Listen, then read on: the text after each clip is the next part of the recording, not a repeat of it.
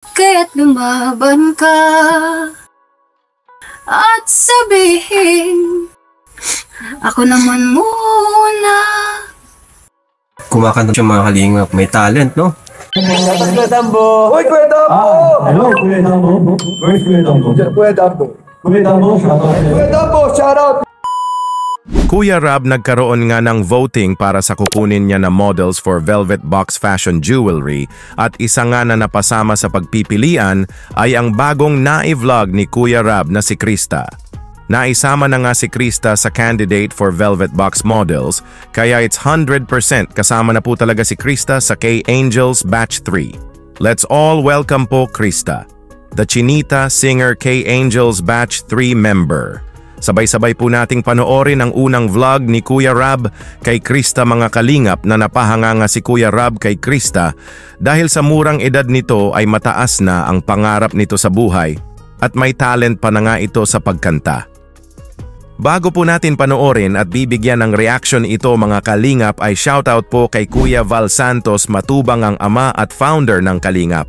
At syempre din po Ate Edna Vlogs, Idol Kalingap Rab at Ma'am Jackie Tapia Matubang. Pati na rin po sa lahat ng charity vloggers, Kalingap Reactors, especially na po ang Karepa. Patuloy po nating suportahan mga Kalingap ang programa ng Team Kalingap sa walang sawang pagtulong nila sa ating mga kababayan. Pinuntahan nga ni Kuya Rab si Krista na inilapit nga ito ni Kuis Kalingap Tata para matulungan. Nagulat nga si Kuya Rab sa taglay na ganda ni Krista ito po. Yan, sige, ano? Krista? Hey, Krista! Hello! Tama ko si Kuya Rab, oh. Ano, kamusta Krista? Okay ka lang? Parang mahihina ka. Kita ng Kuya Rab, naglabahan ka. Parang pagod na pagod ka. Parang nabigla siya, Gio. Ganda ni Krista, no? Ilan taon ka na, Krista? 14. Okay. Wait, that's, alam mo, maganda si Krista, kaya delikadong mag-isa. Oh, na to. Paano mo nakakayanan itong mga ganitong trabaho sa edad mo? 14? 14 ka ba? Paano mo kinakaya? Sa edad mo 14, bakit mo ginagawa pa na ito? Para po sa magulang po tsaka sa mga kaya sa sarili ko po. Kasi po, ikaw mong ginagawa ka naman ng po na to. Is nakakatulong sa siya. Kasi po dito, makakuha po ka ng maliit na halaga. Pero para sa akin, malaking tulong. Kasi dito po, pag nagtatrabaho po ako dito, nagsa-sideline po siya ako dito. Ang bayad po sa akin dito is 350 po. Yun po yung pag-cleanse ng mga, ano po, ng mga baboy. Tapos pag papakain po sa kanila, sa mga kung ano pong pwede kong gawin po dito. Kaya po, nag-ano din po kasi yung araw-araw po na gastusin, pambaon po namin. Kaya, nakakaya po. Galing na. Ginagawa nga daw ni Krista ang pagsa-sideline na pag-aalaga ng baboy dahil sa hirap ng buhay. Ang sinasahod nga niya dito ay ito nga ang ginagamit niya sa pang-araw-araw na gastusin sa kanyang pag-aaral. Sobrang deserve po talaga ni Krista ang matulungan ni Kuya Rab dahil masipag ito na gumagawa po ito ng paraan para sa kanyang pag-aaral. Kuya Rab, tinanong nga si Krista dito kung bakit ito ang naisip ni Krista na sideline, wala nga ba daw na ibang available? At ito nga ang naging sagot ni Krista sa naging tanong ni Kuya Rab, mga kalingap, ito po. Bakit ito yung isip mong sideline, wala bang iba na available? Meron naman po, pag mga kumakanta po ako sa akin. Kumakanta ka rin? Yes po. Uba, talented guys. Pag sa mga amateur, lalo pag padating na pang fiesta po, ganyan. Sumasabi ko po. So, ginagawa mo lahat ng yan para nakatulong sa iyong family. Bukod sa pagsa-sideline ng pag-aalaga ng baboy, ay sumasali nga din si Krista sa mga amateur singing contest. Ginagamit nga ni Krista ang kanyang talent sa pagkanta sa pagsali ng singing contest para makatulong sa kanyang pamilya. Kumbaga sa murang edad ni Krista ay madiskarte na ito sa buhay. Lahat gagawin para makapag-aral at makatulong sa pamilya. Kaya naging emosyonal nga si Krista dito nang ikinwento ni Krista kay Kuya Rab ang hirap na pinagdadaanan nito sa buhay ito po. Sabi ko nga po nun, kay mama. Kaya ako sumasali sa mga amateur singing contest na yan po. Na pwedeng mapagkakitaan po kahit na ganito sa marang edad ko po na kaya ko po. Sinasalihan ko po.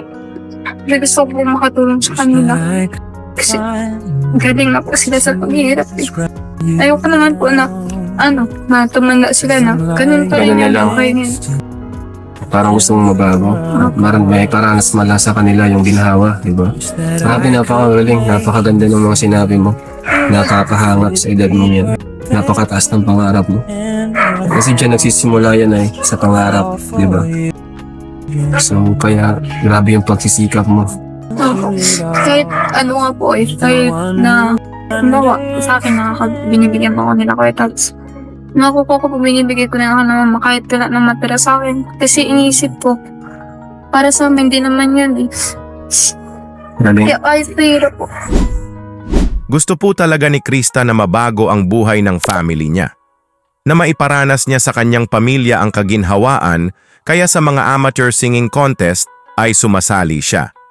Sobrang humanga nga si Kuya Rab kay Krista dahil 14 na taong gulang pa lang ito pero mataas na ang pangarap nito sa buhay. Kumbaga matured na po talaga mag-isip si Krista na ang kaginhawaan ng pamilya niya ang kanyang iniisip. At ito nga ang gustong maabot ni Krista sa buhay someday na gusto niya maging ito po. Anong oras kayo naabot dito minsan? Alas 6 po. Alas 6? Opo. Kasi po baka may oras po ang pagkakain ng baboy. Ganun po kaya inabot po. Grabing sakripisyo, para sa mga para sa sarili, para sa mga pangarap. Ano bang pangarap mo, Krista? Flight attendant? Kaling bagay sa'yo. Ang ganda ni Krista, guys. And matangkad din kasi 14 pa lang po siya. So, pwede mo ba kaming kahit konting lang, sample? Kahit anong kanta? Dahan-dahan nating simulan muli ang paghakbang. Dahan-dahan ingat ang muka upang makita ang ating kagandahan. Pagod ka na, pero di ka nag-isa, kaya't lumaban ka at sabihin, ako naman muna. Bravo!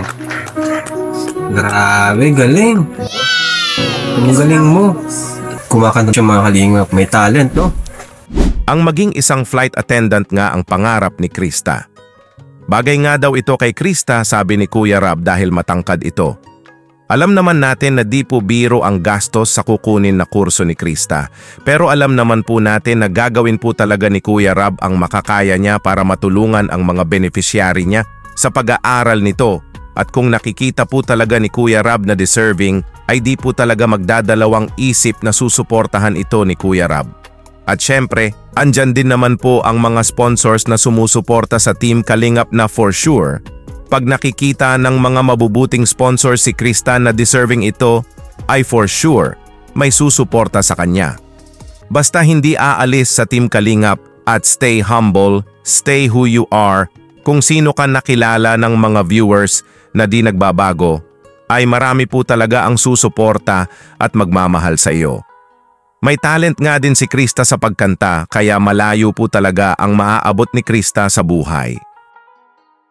Sa mga nakaboto na po para sa kukunin na models for Velvet Box Fashion Jewelry na may billboard nga ito ay, sino po ang binoto nyo po mga kalingap? Just comment down below lang po. Maraming salamat po.